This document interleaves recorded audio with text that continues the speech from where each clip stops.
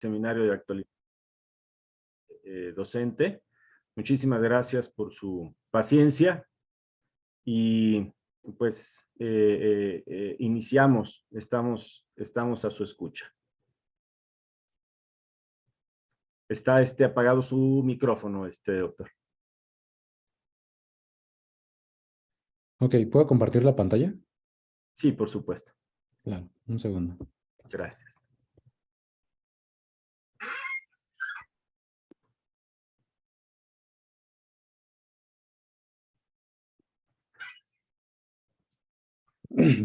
Listo. Ahí la pueden ver todos, ¿ya? Sí, sí se ve. Ok, pues muy buenas tardes a todos. Mi nombre es Jesús Ángel Ortiz Avelar. Soy médico especialista en urgencias y bueno, laboro en el Hospital Gia González y en la Clínica 8 del IMSS.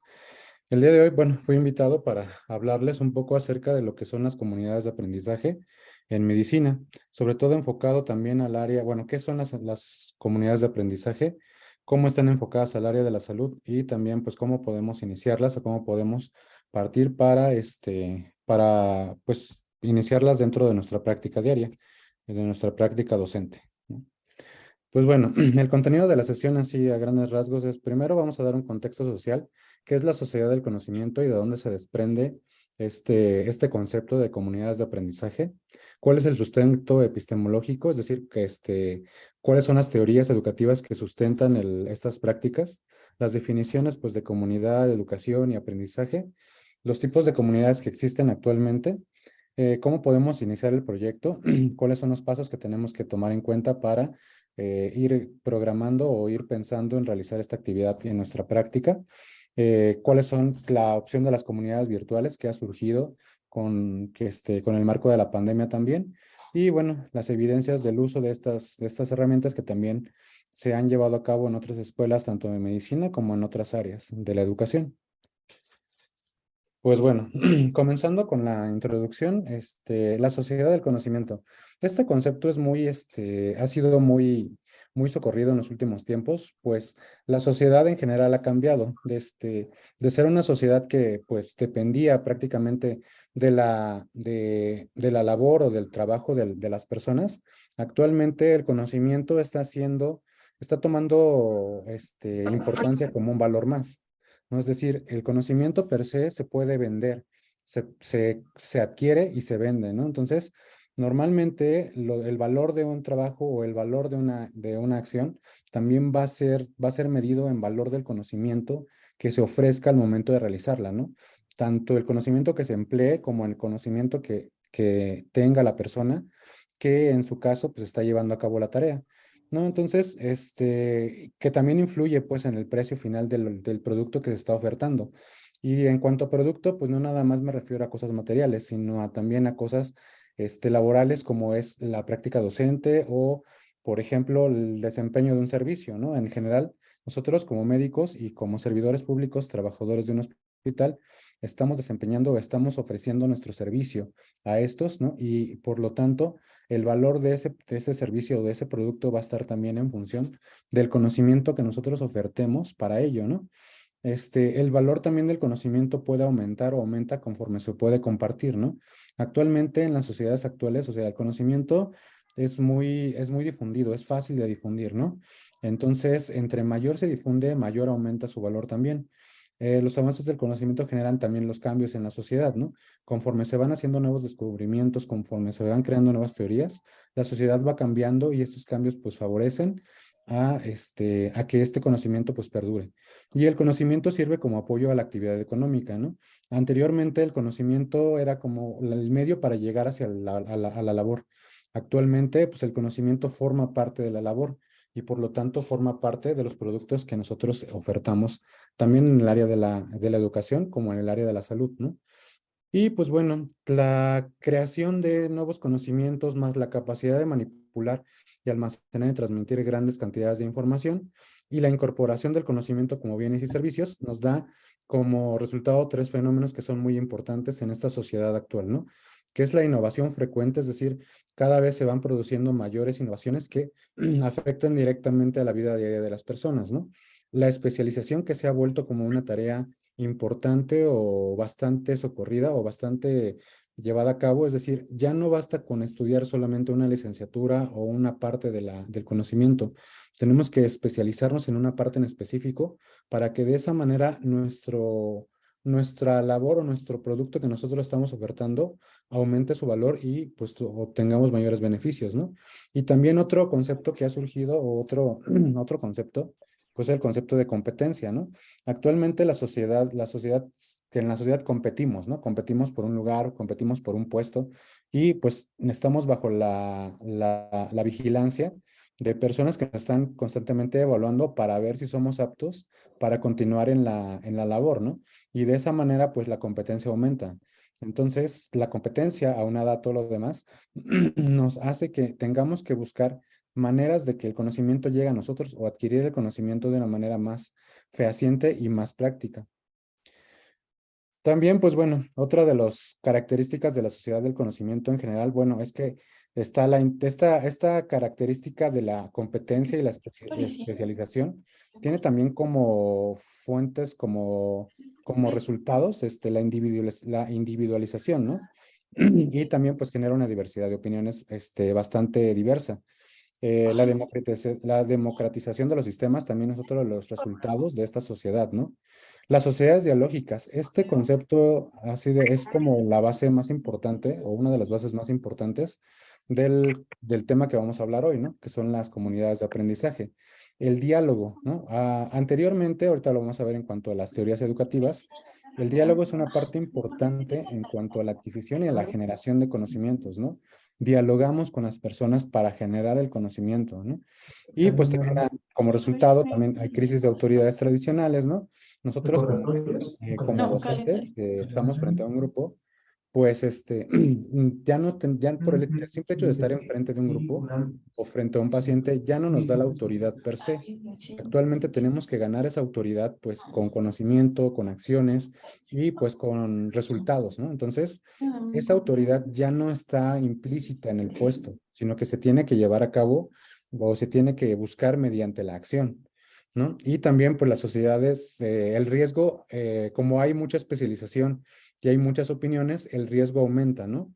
Y a veces tenemos crisis en cuanto a la elección de situaciones o la toma de decisiones, porque actualmente las opciones pueden ser muchas, pueden ser varias, pueden ser diversas y muchas de ellas pueden ser viables, ¿no?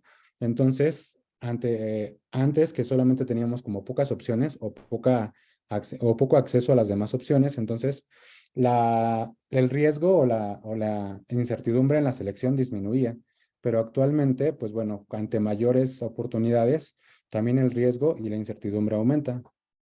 Y pues bueno, este concepto de sociedad del conocimiento nos sirve pues para enmarcar ahora, pues qué importancia tiene la educación aquí, ¿no? Si estamos hablando de que el conocimiento es el producto que se vende y que le va a dar mayor precio o mayor valor al producto, entonces, pues la educación se vuelve un eje central en esta sociedad, ¿no? Educación entendemos como el proceso intencional de pretender el perfeccionamiento del individuo y como de tanto de individual como persona, ¿no? Y la inserción de este en el mundo cultural y social. Entonces, en esta definición tenemos implícito, pues, que el ser humano está envuelto en una cultura, en un ambiente cultural, no está solo, sin embargo, y al estar envuelto en una cultura, está interaccionando constantemente con pares, con superiores, con subalternos, ¿no? Entonces, de esa manera, pues la interacción se vuelve más compleja, ¿no? Y bueno, la educación en cuanto a la sociedad del conocimiento, pues es una fase crítica, como lo había mencionado, ¿no? Es una fase crítica para el desarrollo actual de la sociedad, ¿no? Prioriza el procesamiento, la elección y el análisis de la información sobre la acumulación. Esto quiere decir que pues ya no basta con que sepa mucho, ¿no? Sino que tengo que saber cómo aprender, cómo llegar a ese conocimiento para pues para que el conocimiento que yo adquiera sea adecuado y lo pueda yo aplicar, ¿no? Debe ser flexible y autoprogramable y anticipativa. Es decir, debemos de educar actualmente no nada más para aprender, sino para darle las herramientas al alumno para que se valga por sí mismo ante la incertidumbre. ¿no? Debe de aprovechar las ventajas de las tecnologías emergentes, ¿no? Una de los puntos que vamos a hablar en la parte de comunidades virtuales es precisamente cómo las tecnologías informáticas han apoyado esta teoría y han apoyado este proceso de la formación de las comunidades de conocimiento, ¿no? Y el desarrollo individual de las competencias en la sociedad, ¿no? Actualmente la educación ya no está enfocada, como les menciono, a acumular el conocimiento, está enfocada a tener conocimiento para hacer algo, ¿no? Entonces, nosotros le estamos enseñando, o les debemos de enseñar a nuestros estudiantes, ¿no? Que no nada más es que aprendan el concepto, sino cómo aplicar ese concepto, para qué me va a servir y cómo lo voy a utilizar, ¿no? Y también a criticar, pues, el concepto como tal, ¿no? Que también es uno de los puntos importantes aquí. Entonces, tomando en cuenta pues, los pilares educativos, tenemos que la educación no nada más se da en las aulas, ¿no? Existe la educación formal e informal. La educación formal, pues, es la que se da dentro de la institución, dentro de la escuela, ¿no? Y ahí, pues, básicamente aprendemos dos cosas, ¿no? Conocer qué, es decir, los hechos y la información de un fenómeno, y conocer por qué pasa ese fenómeno, ¿no? Cuáles son las leyes que implican que ese fenómeno suceda, ¿no? Pero sin embargo, pues, esta educación o esta adquisición se queda corta. Ya cuando salimos al mundo laboral y adquirimos experiencia, pues bueno, ya tenemos que saber cómo aplicar ese conocimiento, ¿no? Para poder enfocar las acciones a conseguir un objetivo. Conocer qué personas o de qué manera me voy a relacionar con los demás, ¿no? Entonces, no nada más es que le brindemos al alumno la oportunidad de tener conocimiento o tener información, sino también saber darle herramientas de comunicación, habilidades interpersonales para relacionarse pues con sus pares y con el resto de las personas con las que interactúa en el trabajo. Y pues bueno, ya pasando un poco de esto de las sociedades del conocimiento, vamos a hablar un poco de las teorías que sustentan a las comunidades de aprendizaje. Entonces, ¿cómo ha evolucionado el aprendizaje?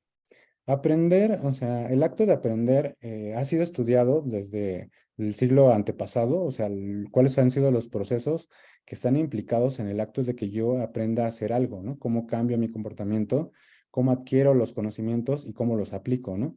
Desde el objetivismo, que es, bueno, que veía como al conocimiento o a la realidad independiente del individuo, es decir, que el objeto que estábamos estudiando tenía que ser estudiado de manera individual y objetiva, es decir, solamente estudiado aislando las variables, ¿no? Que pueden influir dentro del resultado.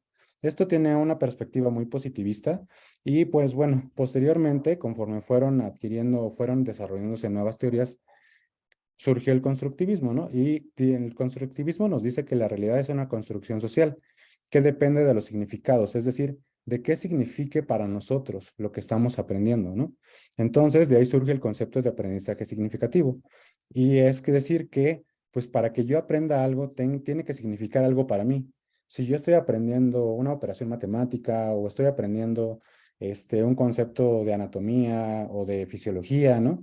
Pero si veo, por ejemplo, el ciclo de Krebs solo, o sea, ese ciclo para mí no va a significar nada si no lo entiendo y no lo entiendo en su contexto y no lo aplico también, ¿no? Entonces, de eso va el constructivismo, ¿no? La aplicación de esto, la generación del conocimiento como una construcción que nosotros hacemos de esto.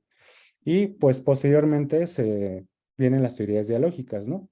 En donde nos dice que además de que nosotros construimos y le damos significado a las cosas también tienen significado por su entorno, ¿no? Y por las relaciones humanas que surgen con respecto a ese conocimiento, ¿no? Entonces, si vemos, por ejemplo, trastornos del metabolismo, o sea, si veo los ciclos metabólicos, no los voy a entender si no entiendo cómo es la enfermedad que se manifiesta, ¿no? Y a la par, las sociedades dialógicas o el conocimiento dialógico nos dice que para entender también la enfermedad tengo que entender al individuo que posee la enfermedad, ¿no? Entonces tengo que tener en cuenta cuál es su contexto social, su contexto político, su contexto económico e incluso hasta el religioso, ¿no? En qué esfera se desenvuelve para ver cómo afecta este entorno a la enfermedad que estamos estudiando. Esto pues enfocado a las ciencias de la salud, ¿no? Y dentro de estas, como les había mencionado, tres teorías principales que han ido surgiendo. El objetivismo o la teoría objetivista, la perspectiva objetivista nos decía que el papel es papel, por ejemplo, independientemente de la persona que lo vea, ¿no? El papel siempre va a ser papel, ¿no? El constructivismo nos dice que el papel es papel porque lo vemos como un objeto para escribir, ¿no? Entonces, ahí es un aprendizaje significativo porque le estamos dando un significado al papel.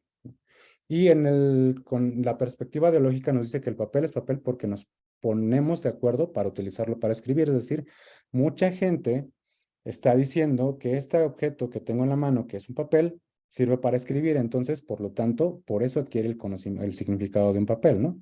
Y eso ya es un aprendizaje dialógico, porque lo estoy dialogando con las demás personas, ¿no? Entonces, las tres perspectivas, o sea, confrontadas, nos dan como el sustento para ahorita hablar de lo que son las comunidades de aprendizaje, ¿no? Entonces, pues en las sociedades dialógicas, que es donde ahorita que el conocimiento dialógico, perdón, es donde ahorita vamos a aterrizar esto, pues el profesor es parte del grupo, ¿no? Aprende con los demás, ¿no? Entonces, ya no es solamente la figura de autoridad, sino que también se relaciona con el alumno, ¿no? Y con el alumno también aprende él, ¿no? Y pues la orientación es interdisciplinaria, es decir, yo no nada más como médico voy a estar solo como médico, ¿no? Tengo que relacionarme con la enfermera, con el psicólogo, con el terapeuta, para que darle un mejor resultado al paciente, ¿no? O darle mejores resultados al paciente, ¿no? Y pues bueno, con la transformación del contexto también viene pues que el respeto, que viene la inclusión, ¿no? Entonces, el conocimiento, la perspectiva dialógica ya tiene como de forma implícita pues la inclusión y la igualdad, ¿no? Busca la inclusión y la igualdad de los individuos. ¿Por qué? Porque entre todos, pues que entre todos se construye el conocimiento, pues, las aportaciones de todos son importantes al final, ¿no? Entonces, pues bueno, nos dice las teorías actuales que el conocimiento no tiene sentido fuera del individuo pensante, ¿no? Entonces, ahorita, por ejemplo, el socioconstructivismo que nació con Piaget, ¿no? Nos dice que la construcción del conocimiento no solo es conocer, ¿no? Sino que se te modifica con la persona que lo conoce, ¿no? Y bueno, fue un primer acercamiento a la parte de la perspectiva dialógica. Posteriormente, pues viene el socioconstructivismo, en donde se aplican ya los significados asimilados y la interacción del elemento con el ambiente, ¿no? La interacción de personas, de la cultura y del medio social. Y que el desarrollo y el aprendizaje es interdependiente, ¿no? Es decir, que yo aprendo conforme hago las cosas y al hacer las cosas, pues genero resultados, ¿no? Y yo aprendo conforme interacciono con la otra persona. Entonces, el conocimiento se vuelve algo democratizado, se vuelve algo en conjunto, ¿no? En esta parte, pues bueno, que es el conocimiento tiene que estar situado en su contexto, ¿no? Requiere una práctica reflexiva, requiere la relación de las prácticas sociales o reconocer las prácticas sociales, ¿no? Y pues ya pues para aterrizarlo con qué es una comunidad, ¿no? Si estamos hablando que el conocimiento se construye de manera comunitaria, pues entonces la comunidad tiene un papel predominante en la construcción de ¿no? Entonces, una comunidad, pues hay varias definiciones de este concepto, pero pues bueno, varias de ellas coinciden en cuatro puntos importantes, ¿no? Una comunidad nos habla de que consta de individuos multigeneracionales, ¿no? Es decir, no nada más de una sola edad o de un solo momento, ¿no? Sino que se nutre a través de la interacción de varias generaciones, ¿no? Cada una de las personas tiene un determinado rol, ¿no? Entonces están las personas que se dedican a determinadas actividades para apoyar las necesidades compartidas, ¿no? Al final, cada uno tiene un rol individual, pero tiene un objetivo en común. Tiene una cohesión grupal, ¿no? Es decir, se están unidos primero por el objetivo que tienen en común y segundo, por la convicción de estar juntos, ¿no? Entonces, es tanto una cohesión asociada a la tarea y pues una cohesión voluntaria, ¿no? Y pues también tienen una permanencia dentro del grupo y un compromiso, pues porque tienen normas y comportamientos y reglas que los rigen, ya sea que estas normas y comportamientos sean explícitas, es decir, escritas, descritas, bien descritas, o que estén implícitas en el comportamiento mismo o la interacción de los individuos, ¿no? Entonces, pues conjuntando el concepto de comunidades y aprendizaje, bueno, las comunidades de aprendizaje son un grupo de personas para compartir, que comparten e integran críticamente su práctica de manera continua, de manera reflexiva, colaborativa e inclusiva, y están orientadas al aprendizaje y a la promoción del conocimiento, operando como una organización colectiva que se convierte en unidades autónomas, que generan un ambiente que debe pretender estimular la autonomía y la toma de responsabilidades de cada uno de los resultados, ¿no? Y es un equipo capaz de aprender y actuar más allá de los mandatos iniciales, ¿no? Entonces, que tiene iniciativa, ¿no? Eso es lo que quiere decir esta parte. Y pues bueno, las comunidades de aprendizaje ven al aprendizaje como una actividad, ¿no? Su fin al final es que todos los individuos aprendan, además de que se logre la tarea, ¿no? Tienen un lenguaje propio y relaciones interpersonales, ¿no? Participan como grupos interactivos y, sin importar el contexto social económico, pueden llegar a generar resultados, ¿no? Generalmente están dentro de un entorno de aprendizaje activo, sean instituciones de educación como una universidad o algún tipo de escuela o colegio, ¿no? Dentro de una comunidad académica y social, o que conecten el estudio que conectan el estudio en lo práctico, ¿no? Entonces, siempre están delimitadas en esta parte. Otra de las características, bueno, que permiten conservar las redes del conocimiento creadas por la cultura. Es decir, las sociedades crean cultura y además la promueven y la hacen perdurar. También transforman la cultura en la que están inmersas, ¿no? Permiten la formación de una generación de relevo. Por eso es la importancia de de que sean multigeneracionales, ¿no? Es decir, que yo tenga interacción con una persona que llegó antes al grupo, es importante porque yo aprendo a esa persona, ¿no? Pero yo también voy a promover un cambio en ese grupo y cuando esa persona, otra persona se haya ido y lleguen nuevas personas, entonces yo voy a hacer que esa cultura perdure y pues voy a pasar los conocimientos o las prácticas hacia las siguientes generaciones, ¿no? Son autoorganizadas y gestionadas en sus recursos, ¿no? Entonces, generalmente sí pueden tener reglas y normas, pero las comunidades en sí solas se organizan para gestionar sus propias tareas y recursos, ¿no? Permiten compartir el conocimiento tácito a través de la socialización. No están delimitadas por fronteras grupales, departamentales o divisionales. Pueden interactuar de manera multidisciplinaria y pueden conformarse comunidades de aficionados formadas fomentadas a habilidades narrativas, ¿no? Pero entonces, sí, bueno, las comunidades del aprendizaje al final pues son grupos de personas involucradas en la interacción intelectual con el propósito de aprender, ¿no? Pero ¿por qué hay tanto interés en las comunidades de aprendizaje? ¿Por qué hay tanto interés en aprender? Pues Cross nos dice que existen tres tipos de intereses, ¿no? Los intereses filosóficos, los intereses de investigación y los intereses pragmáticos, ¿no? Es decir, que, pues, bueno, quieren el conocimiento, lo buscan, lo aceptan, ¿no? Promueven prácticas para cambiarlo, para generar nuevo conocimiento y además aplican ese conocimiento, ¿no? En tareas específicas, ¿no? Y pues Húngaro nos describe cuatro tipos de aprendizaje que se dan en este tipo de comunidades o este tipo de interacciones, ¿no? Epistémico, pues que es el conocimiento puro, reflexivo, político, que nos habla de los resultados de negociación en cuanto al grupo, que el resultado del conocimiento se hace en base a consensos, ¿no? Y jerárquico, pues que el desarrollo de la capacidad está limitado y modelado por fuerzas jerárquicas, normas vinculantes a principios políticos. Dentro de la clasificación, pues tenemos tres tipos de comunidades, ¿no? Garzón nos dice que existen las comunidades basadas en tareas, las comunidades basadas en la práctica y las basadas en el conocimiento propiamente, ¿no? Las comunidades basadas en tareas, pues bueno, tienen como objetivo cumplir una tarea en común, ¿no? Por ejemplo, si hablamos de esto, pues podemos decir el internado, por ejemplo, en el contexto médico o la residencia, ¿no? Entonces, es un grupo de personas que están interaccionando constantemente para tener un objetivo en común, ¿no? Que en este caso puede ser la adquisición del conocimiento para ser un especialista o para promoverse para médicos generales, ¿no? Y pues para atender posteriormente a los pacientes, ¿no? Están enfocados en tareas comunes, ¿no? Las tareas de aprendizaje van más allá de de la simple colaboración en ocasiones, ¿no?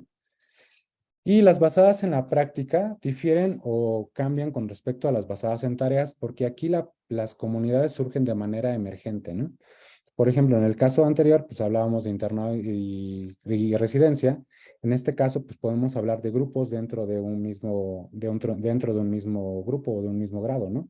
Si estamos en el pregrado, pues estamos hablando, por ejemplo, de pequeños grupos que se van formando dentro de los alumnos, ¿no? Para que entre todos pues puedan construir el conocimiento o puedan aprender mejor, ¿no? Estamos hablando de residencias o de posgrados, ¿no? Estamos hablando de pequeños grupos dentro del internado o residencia misma que se identifican que se identifican unos con otros y que por afinidad comparten las tareas y pues llegan a un objetivo, ¿no?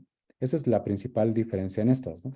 Y las basadas en conocimiento, por ejemplo, son aquellas que pues, solamente buscan el conocimiento porque les gusta o porque lo quieren hacer, ¿no?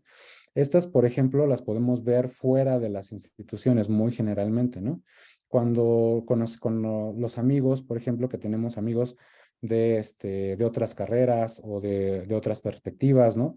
Y cuando convivimos con ellos, pues generamos ese diálogo suficiente para, pues, poder promover o hacer cambios en nuestras prácticas posteriores, ¿no?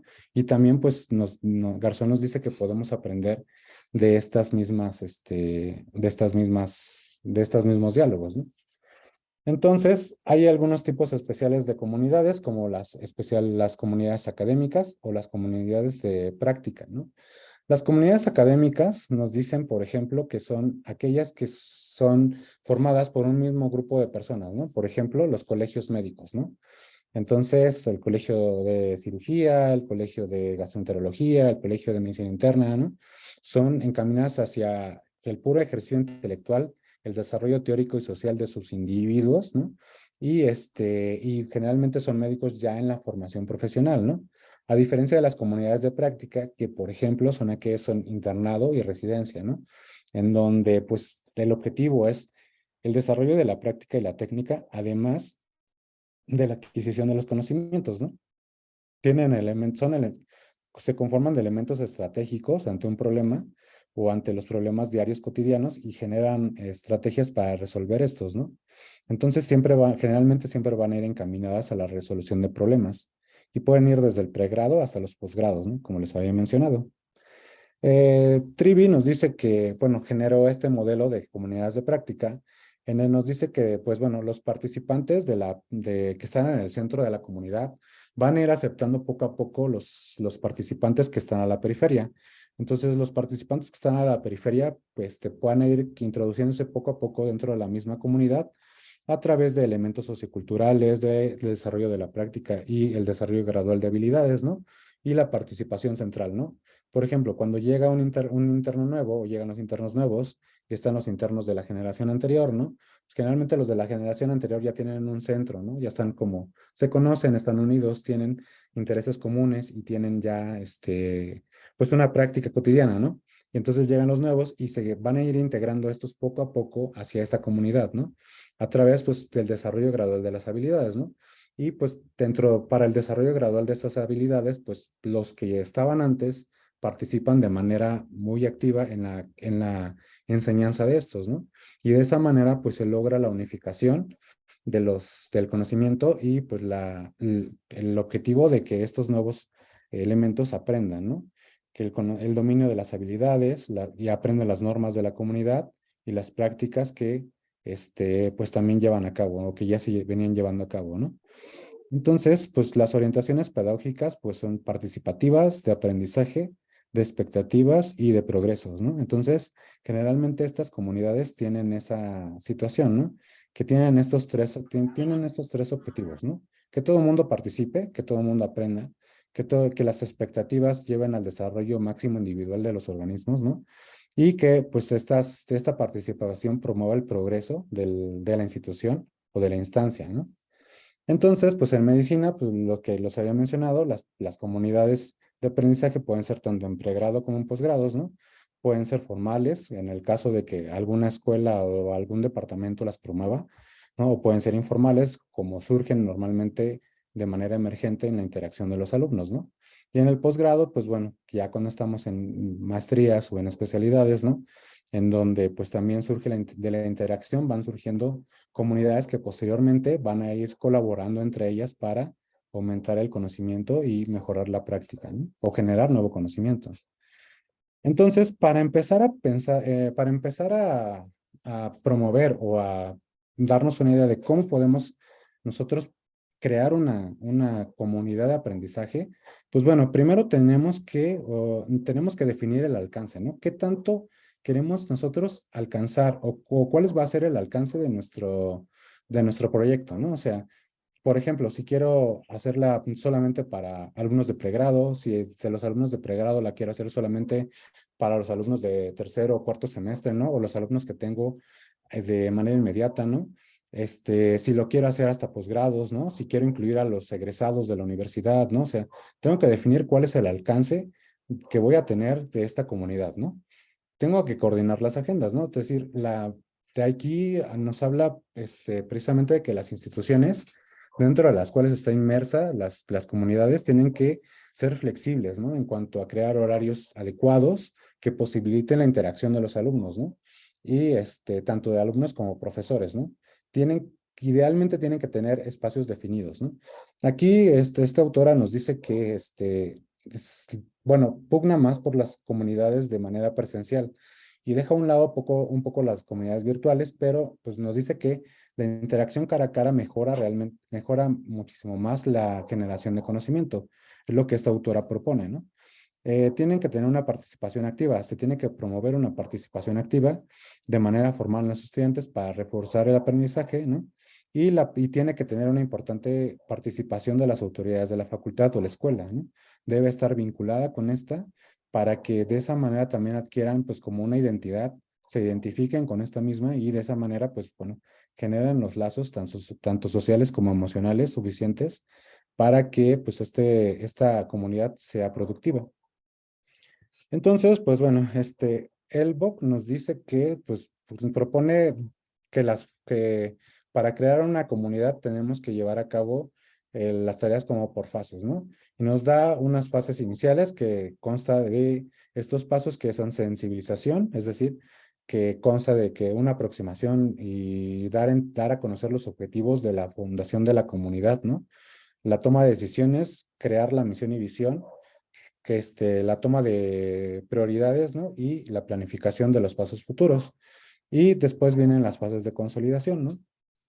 En cuanto a la sensibilización, pues como les mencionaba, que es conocer las líneas del proyecto que vamos a crear, ¿no?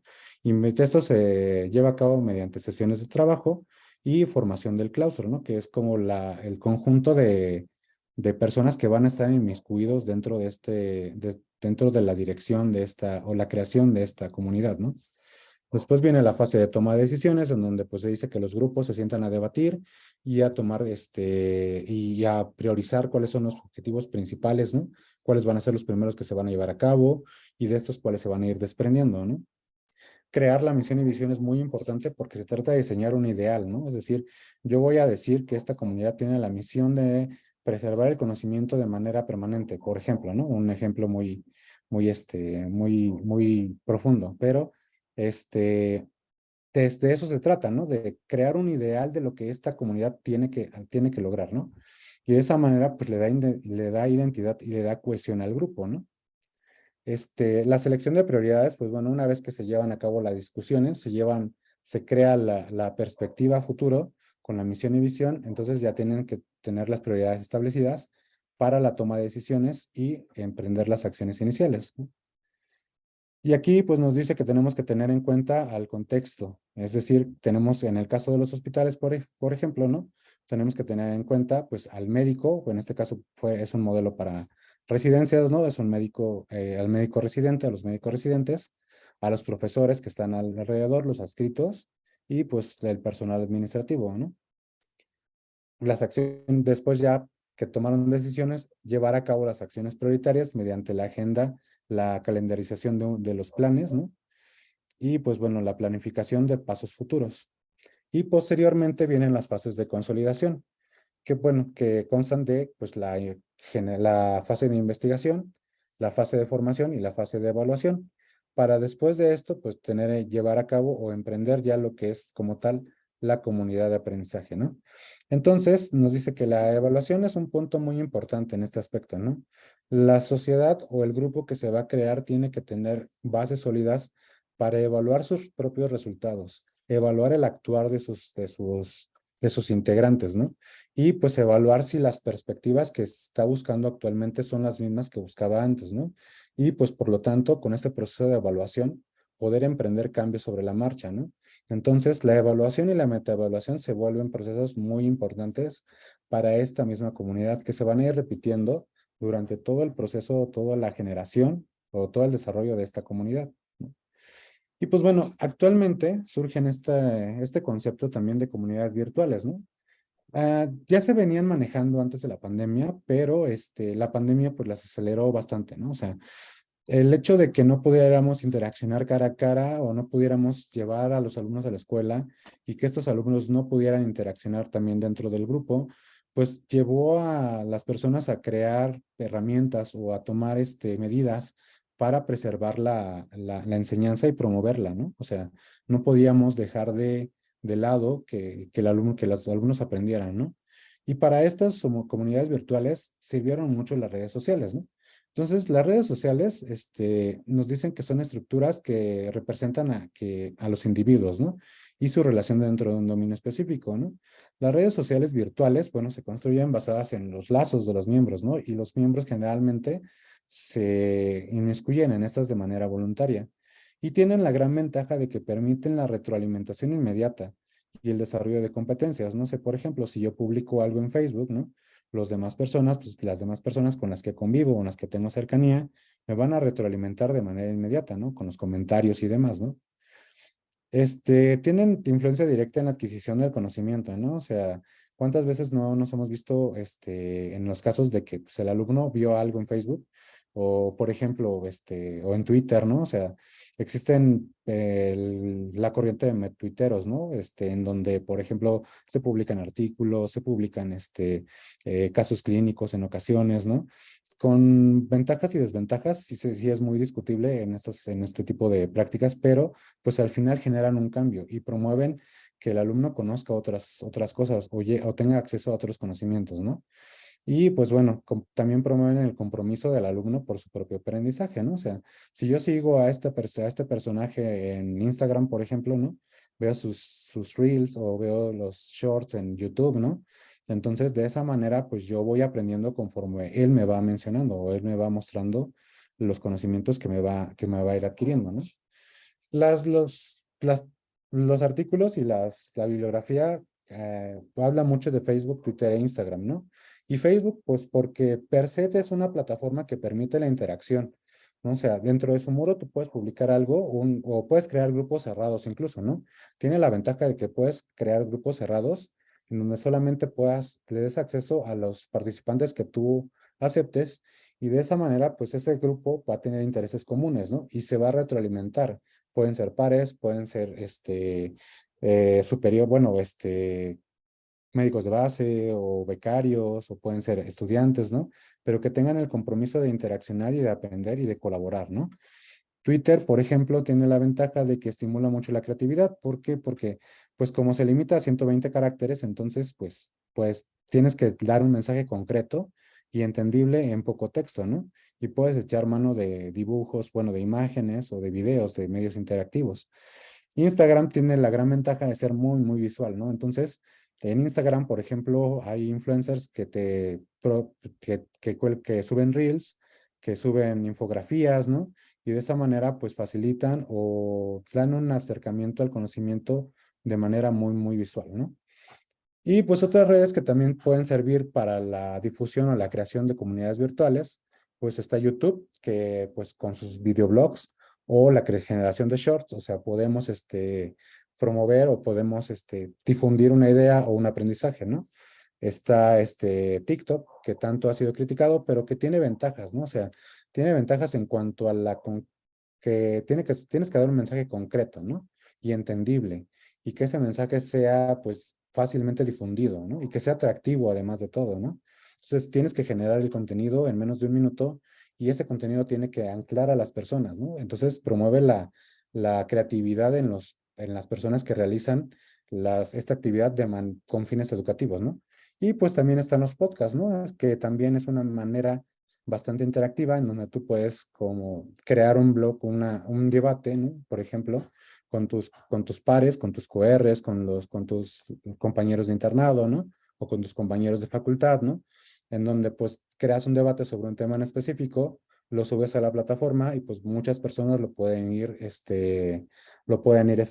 reproduciendo. Y de esa manera pues difundes también las tareas o el conocimiento que tú pretendes difundir, ¿no?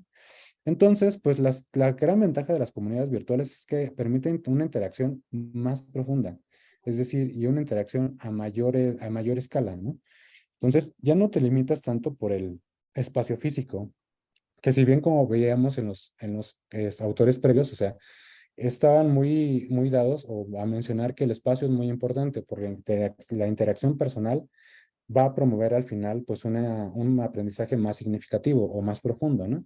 Pero aquí, en el caso de las redes sociales o de las comunidades virtuales, o sea, puedes llegar a comunidades más alejadas o más distantes, ¿no? Y tu idea o la idea que se promueva puede ser difundida con mayor facilidad, ¿no?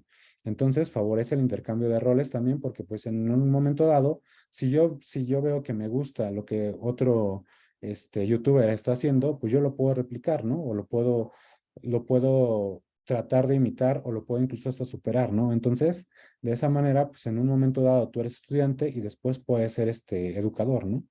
De cierta manera, ¿no?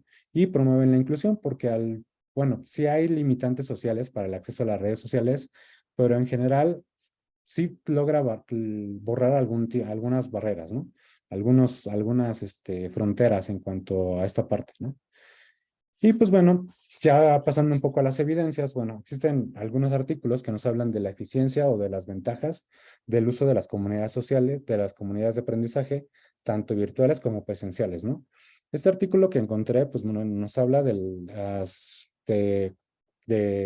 un curso sobre, bueno, son facultades de ingeniería, de matemáticas, ¿no?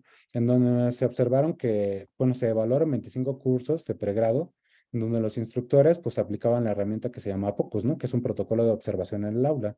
Entonces, estos instructores evaluaban la práctica de 25 cursos y, compararon los resultados con 35 otros cursos que no llevaban o que no tenían una comunidad, de práctica, ¿no? Entonces, este estudio es básicamente enfocado hacia las comunidades de práctica. El estudio POCUS o la herramienta POCUS evalúa tanto al instructor como al estudiante, ¿no?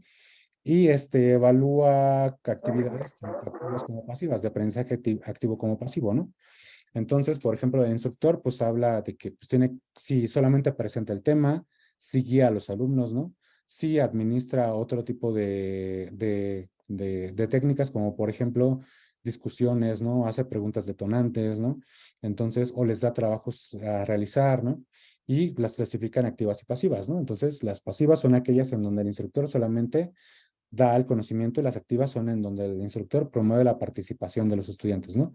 Y entonces en el estudiante también pues da tanto actividades como activas como pasivas, ¿no? Si el paciente solamente recibe, si el paciente trabaja, si el estudiante, perdón, habla en clase, ¿no? Y de esa manera pues da puntajes o da puntos a cada una de ellas, ¿no?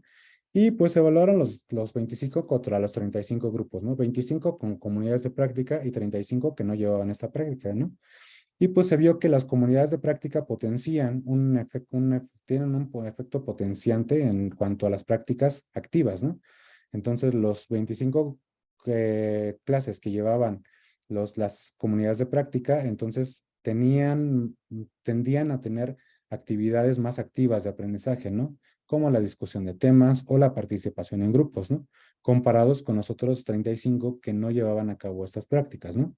Entonces, pues se concluyó en ese estudio que pues, las comunidades de aprendizaje potencian la promoción de prácticas de aprendizaje activas en los alumnos, tanto en los alumnos pues como en los profesores. En este otro artículo de comunidades virtuales, en el curso de fisiopatología renal, este estudio fue llevado a cabo en la Facultad de Medicina. En este se evaluó básicamente la perspectiva del alumno, ¿no? Su grado de satisfacción y pues las actividades que realizaba, ¿no? Al inscribirse o al estar dentro de las actividades virtuales, ¿no?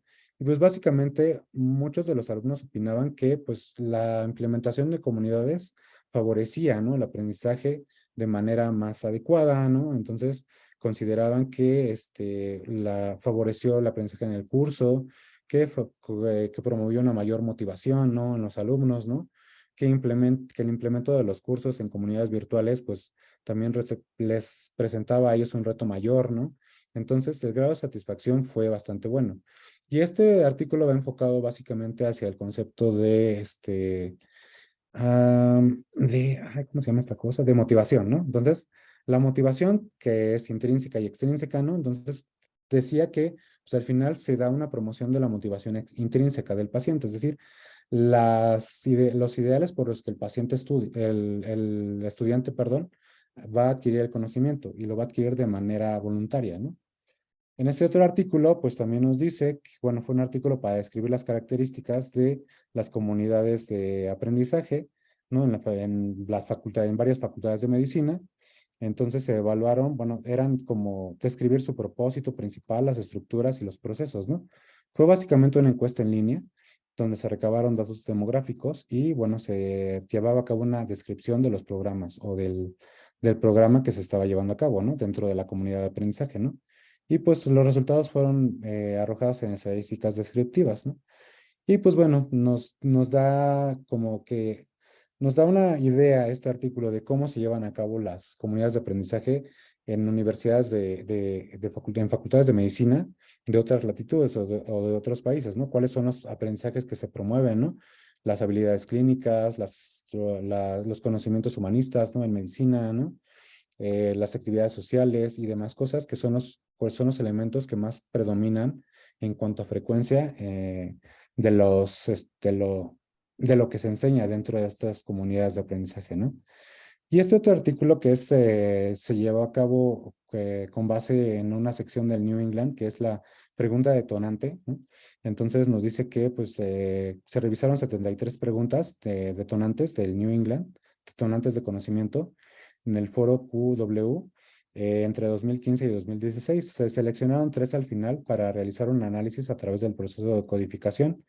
Y pues bueno, los resultados fueron que, bueno, aquí se encimó esta parte, pero pues bueno, nos dice que dentro de las 3 preguntas, nos dice que el moderador casi no tuvo que hacer intervenciones, que las propias personas que hacían uso de esta herramienta, o sea, entre ellas podían interaccionar, podían discutir y podían lograr mayores resultados, ¿no?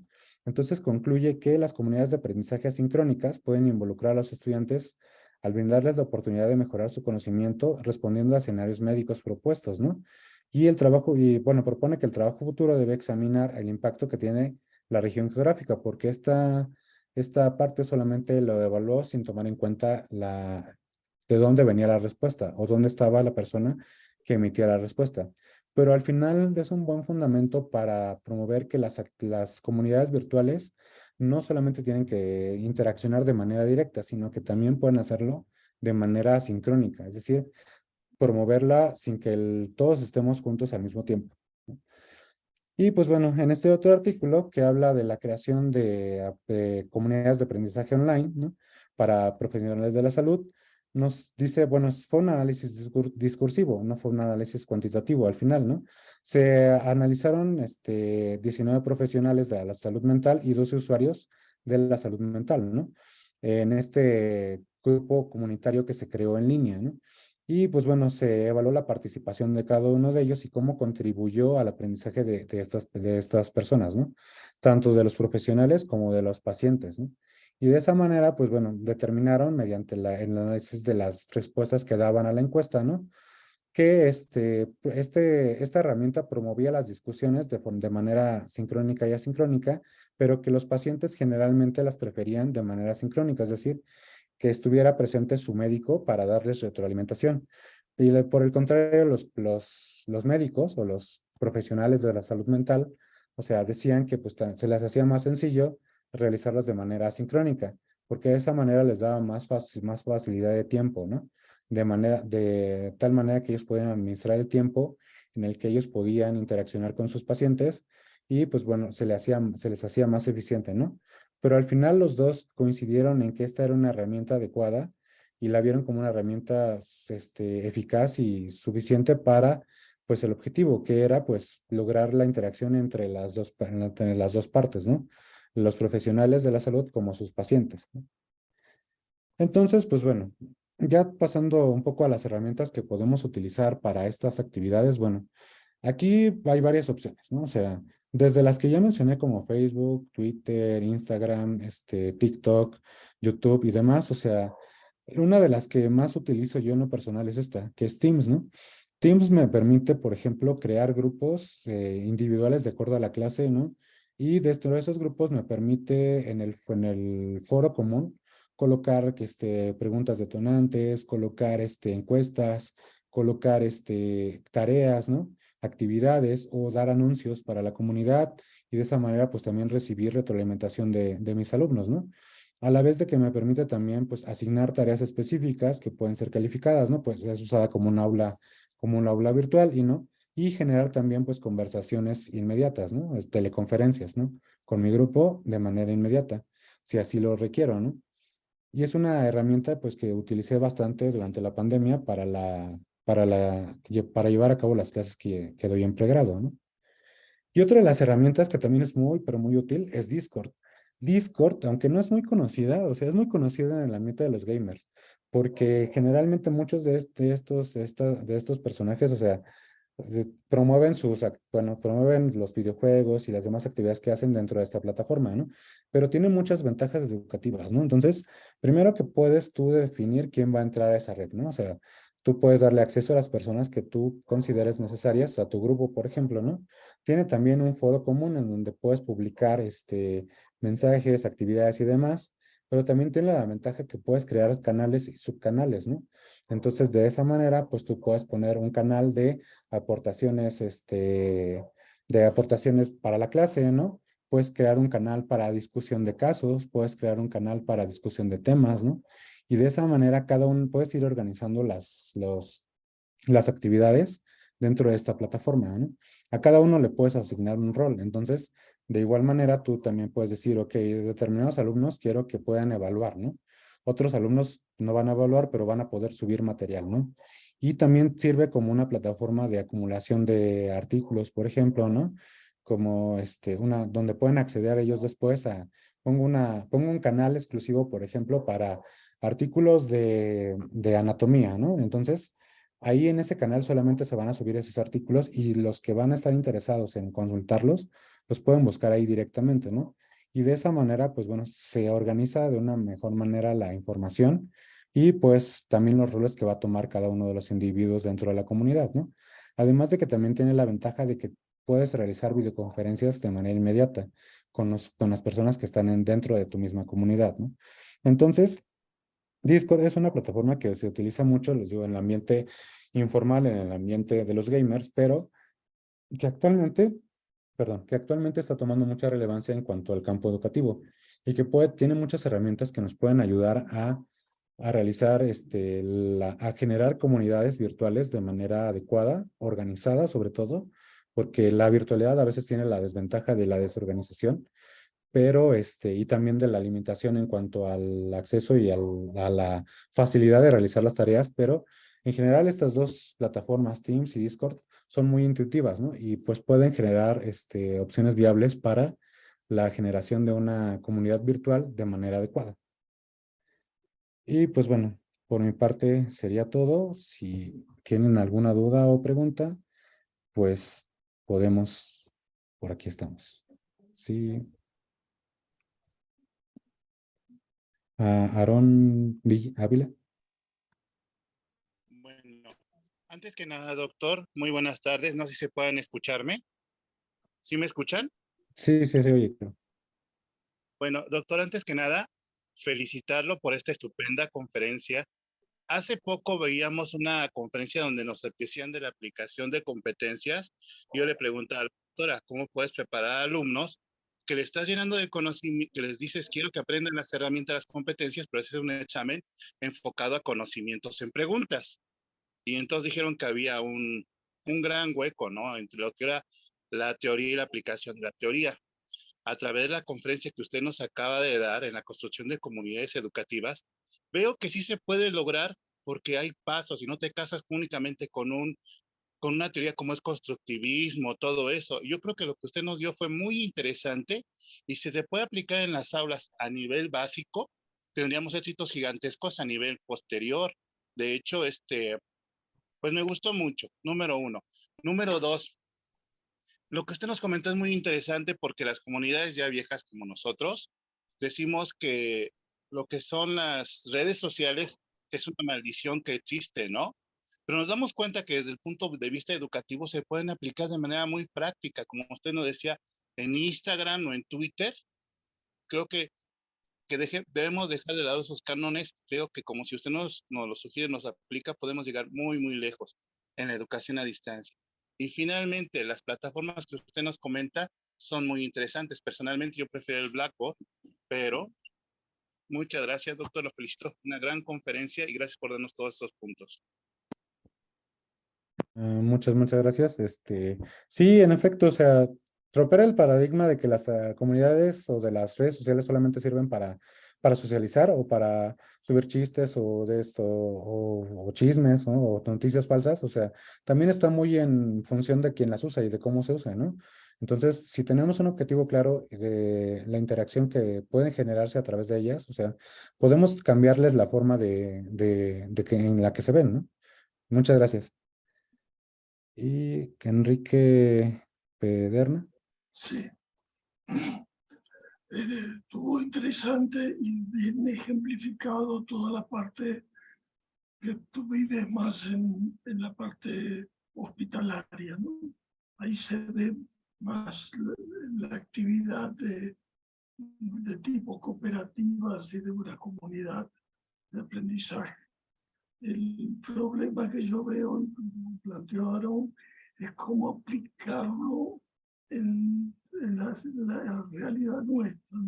Estamos recibiendo alumnos de 18 años de primer año, ¿no? Y nos enfrentamos a una situación totalmente distinta. Desafortunadamente tendríamos que construir algo que permita, digamos, funcionar, porque lo que planteaste al principio de que la superespecialización ¿no? Y la necesidad de la sociedad actual de ser especialistas. Sí es cierto eso, pero todo el camino previo a eso está bastante complicado, ¿no? Y lo que yo veo es que, digamos, a muchos estudiantes que están totalmente perdidos, no están ni en una, están en un, ni toman la educación tradicional, no toman, les da trabajo lo del constructivismo, más o menos se puede trabajar un poco y un poco se introduce, pero lo que yo veo que los estudiantes están así en un vacío que no se llena, no lo logramos solucionar, ¿no?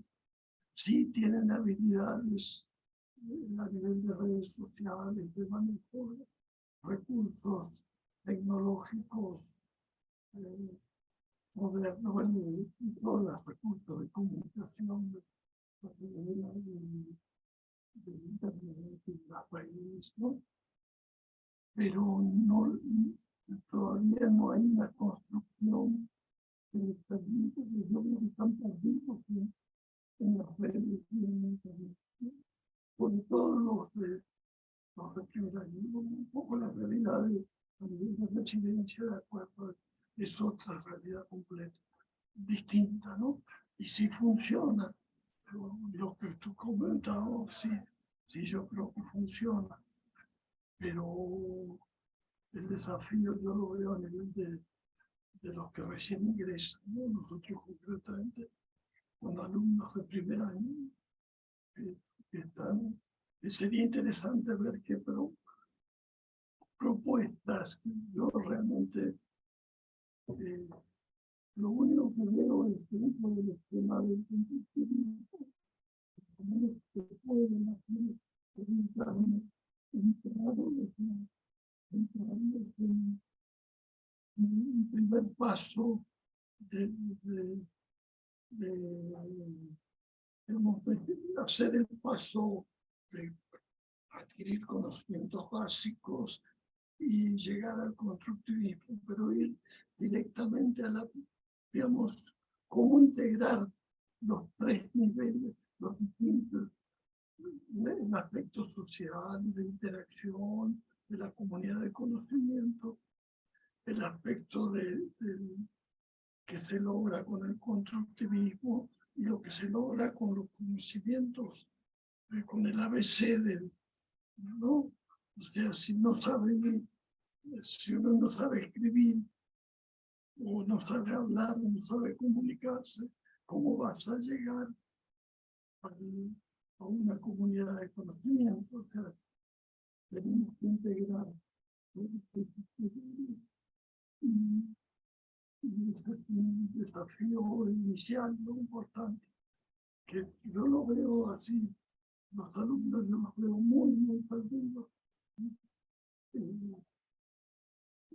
Si se logra, podemos mejor lograr bastante con el trabajo presencial, como el trabajo virtual, también lo que hicimos en la pandemia, también logramos, se logró algo, ¿no?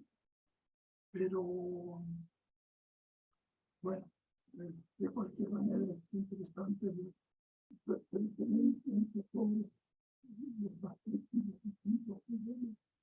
se va avanzando hasta llegar a niveles más complejos de interacción, integración social, lo que plantea. Pero todavía no tenemos herramientas, estamos intentando, pero no.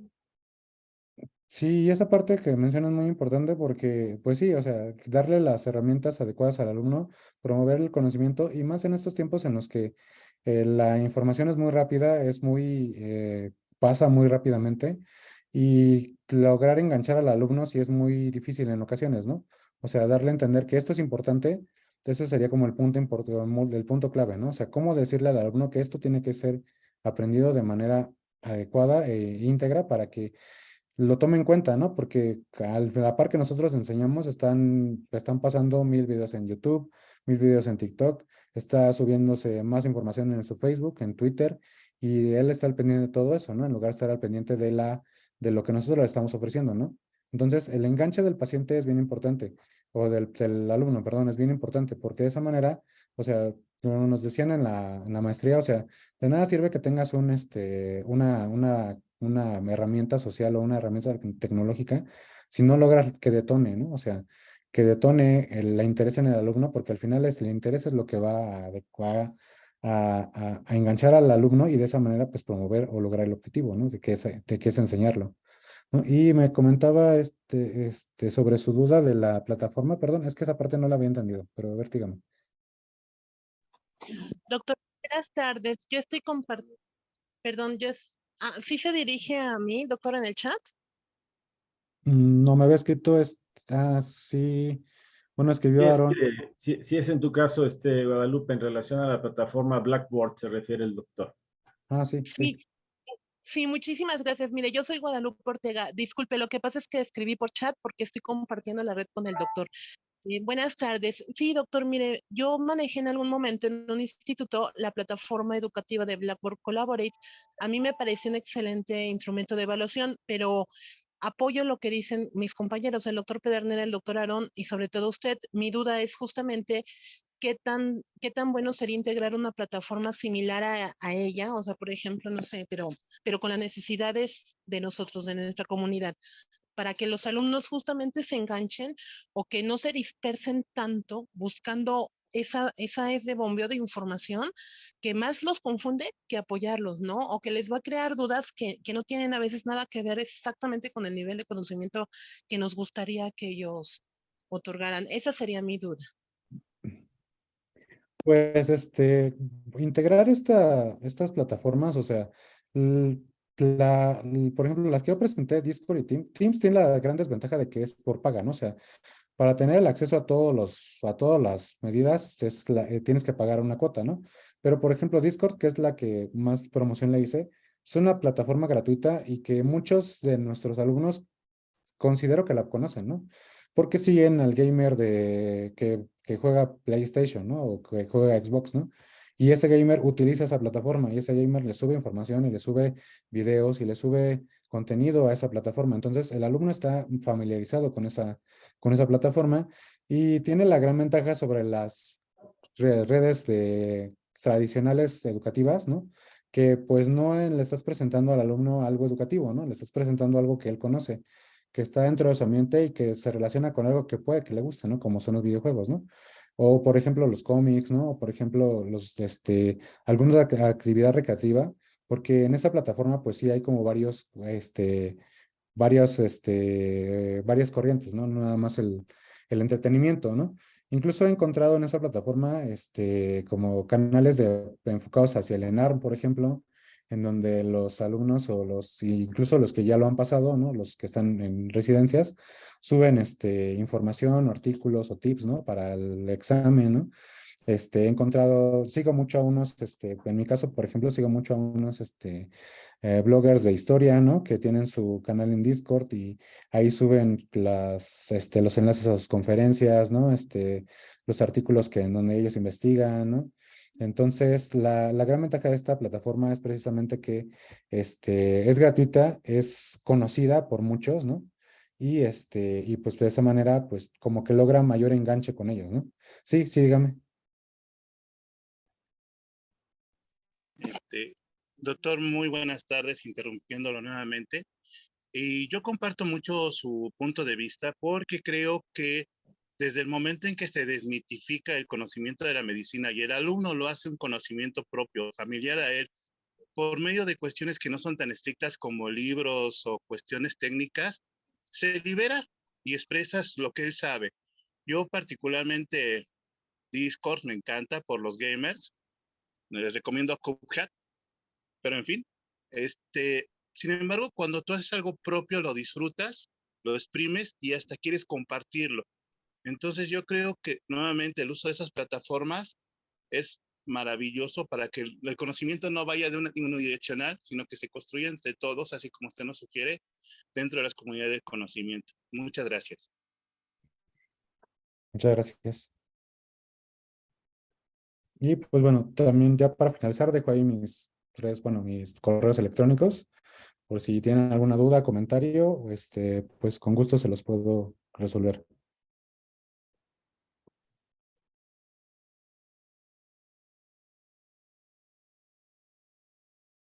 Y pues por mi parte sería todo. Muy bien, doctor José Ángel Ortiz Avelar, muchísimas gracias por tu participación. Gracias por también compartir con nosotros tus datos para que si existe algún otro tipo de inquietud por parte de nuestros compañeros profesores, se lo hagan saber por estas vías. Muchísimas gracias por su presencia y que tengan todos una excelente tarde. Muchas gracias, doctor. Muchas Gracias. gracias. Gracias. Gracias. Gracias. Gracias, doctor. Luego.